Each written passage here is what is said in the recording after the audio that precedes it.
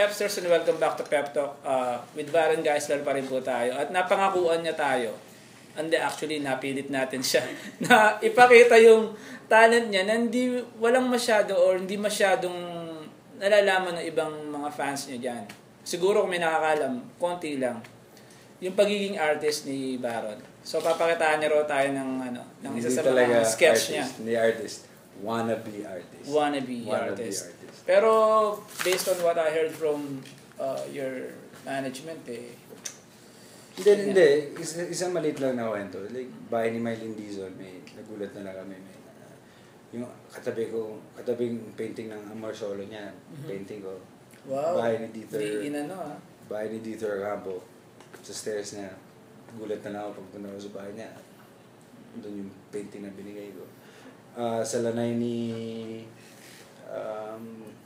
Tito Boy. Tito Boy, The Buzz. Abunda. Sa lanay niya, sa gitna, andun yung bird na ginawa ko. Binigay ko sa kanya. I gave him bird. So ngayon, speaking of bird, gagawa ako ng bird. Good luck. Siguro mga 5 taon na ako hindi... No pressure. 5 minutes lang. Kailangan tapos. Gano'n? Sige. Okay lang. Sige.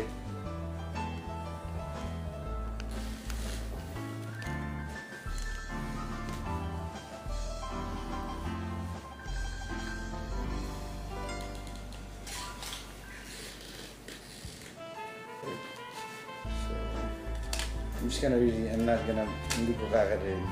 Hindi ko kakarin.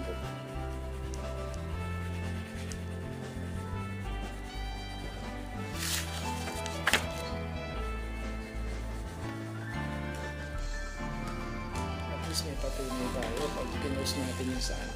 We have a Baron Geisler original. Hindi ko kakarinig lang. I love making messy art. Wala naman yata art na malinis. Pag ganyan lalo na pag passionate yung pagkakaano. We're gonna use this one pala. Picasso nga kung ano-ano lang nilog ginawang gano'n. So, last one. Okay.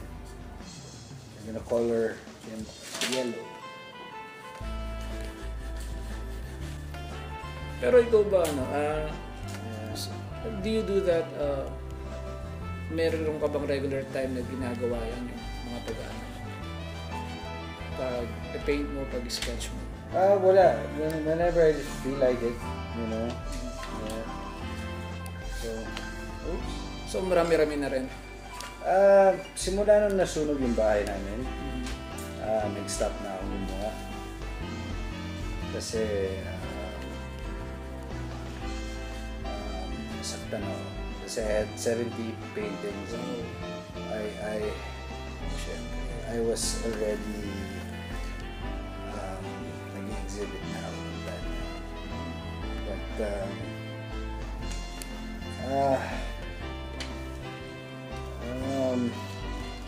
ngayon ba, may plano ba for you to do another exhibit?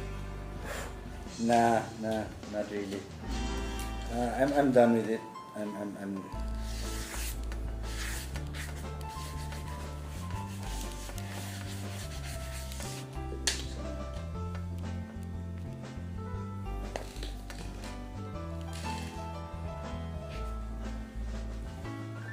So, did you nagdala ka ba formal studies? No, sa art? I just love doodling and dabbling with all these things. Talagang ano lang, inborn na. Inborn na may Pero hindi, sabi nila yung karamihan din ng mga magaling na artists. May mga ganun, may mga sumpong, may mga eccentricities na tawag nila. Pag medyo mayaman, eccentricities, pero pag mahirap, toyo. So, do you agree with that? Yung mga ganun sinasabi na magagaling na artists? May mga ganun. I don't know, you cannot. Yung iba, they're just using it as an escape lang to become assholes. But, for me, if you really love your craft, and well, man, Team Bird. Bird ko para sa. Yun, no?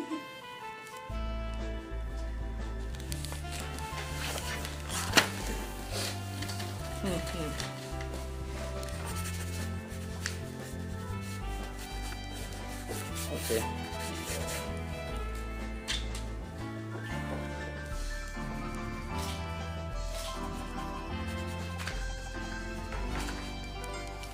Okay. Hindi ko naayos. Ayan, no? Now, I'm a proud owner of Baron's Bird. Pepstars kanina, pinakita ni Baron ang galing niya sa chalk drawing. Special child lang yung dating. Eto. Hindi. Ayan. They didn't give me enough time to really. Mabilisan lang to. He did this siguro under 3 minutes. 3 minutes lang. Mabilisan lang yan. Pero ito, magpapakitaan pa tayo ulit ni Baron ng isa pang talent niya. Ito yung paggawa niya ng poems. So, hindi naman. Hindi ano ako ba parating gumagawa. Pero, I mean, minsan pag nasa taping ako, nasa set ako, tapos biglang walang ginagawa sa kotse lang. Tapos, nandun ako, tapos na memorize ko na yung script ko, yung lines ko. Sa likod ng mga pages, nagsusulat ako. Isa to.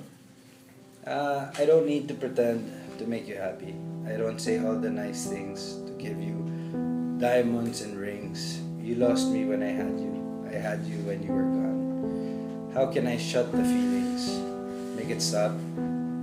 Make it rain. Like the Sunday of May. Let me be. Let me see nothing at all. Let me die. Let me live. Let me die 3 more times. For I'll never fear this feeling again. In your arms, consider me dead. My love for you is a fatal contradiction of what you perceived it to be. Our love is a total contradiction of how we want it to be. Our particles will spread throughout the universe, and should we meet again, it will create a supernova. yun. Ano ba yan? Saan mo hinugot yan? Sa taping. Sa Maybe, kotse. pero the inspiration behind the poem. Ewan ko. Sulat lang ako. Yun. No person in particular. Of course na. Meron. May lahat naman ng art may inspirasyon naman. So, And for that particular... actually, nagsimula akong mag-doodle sa painting at saka sa pag-sketch ng konti nung matay yung daddy ko. May nagregalo sa akin ng libro. So, pinag-aralan ko. Parang so, therapy. yung outlet ko. Tapos, yun. Tapos ngayon yung poem naman, you've been doing that since? Siguro since when I was 6 years old. Lahat sila, nasa Bicol kami. May girlfriend na ako nung 6 years old ako. Idol! 6 years old? Hindi sa ganun. May family friend kasi, eksakto ka-edad ko si Jennifer Otenbrunch. Yeah, she's half Japanese, half American, pero blonde yung buhok niya. Tapos blue eyes. Naliligaw yung dahil nun. So, actually, she left when I was 6. 5 pa lang, parang kami na, kiss na kami. Tapos, pag may parties, sabay kami magkakain ng ice cream. Tapos, every day kami magkasama for how many years, no? Since we were born, no? Halos kasi magkaedad kami. And then, biglang, they had to go back to the States because of, I think, sumabog yung pinatubo. Kami naman, pumunta kami ng Bicol, sa probinsya namin, sa mami ko. Habang kasi pinipilit kami tulog pag alas 3, di ba? Yung mga kapanahonan natin. Siesta. Siesta. Tulog kayo. Kung hindi, papakulon ka. Papaluin ka namin. Parang gano'n. Papaluin ka. So, tulog. Pero lahat sila tulog na. Ako hindi. Iniisip ko talaga si Jennifer. Yung blonde hair niya. Yung blue eyes. In love. Yung pagka-kiss. Yung cute ng... Walang mali siya to, bro. Pero alam mo yung puppy love puppy talaga. love, Medyo dirty. Hindi. Puppy love. Tapos biglang, I would talk out loud. And I would just like, say stuff. Like, I miss you. I wish you were here. It's like more of a prayer. Parang ganun. Hindi na kayo nagkaroon ng chance to keep in touch? May asawa na siya. Kita sa Facebook and she's happily married. She has kids. And ito nga nakakatawa Malay mo matigok yung husband. Hindi naman, huwag naman. But ito yung nakakatawa. Halos lahat ng mga naging ex ko sa mga pa-industriya o hindi, lahat sila may asawa na. Christina Hermosa. Jody Santa Maria, nag-asawa dati. Matet de Leon, may asawa. Ang dami ko palang naging showbiz na girlfriends. Yabang mo na. Hindi natin alam na naging girlfriend pala. Diba? So yun. Ako kasi parang siguro magpapaka-George Clooney na lang ako. Kaya Leo DiCaprio. Kasi wala George Clooney, maghanap ka ng mas bata sa'yo.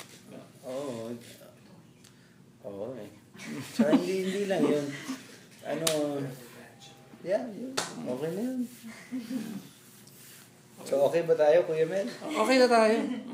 Hindi, I just wanna be myself and I don't wanna pretend. Right now naman, yun nga ito yung exciting na makita sa mga artista na nag-guest sa Pep Talk na nilalabas nila yung mga di alam ng ibang fans about them.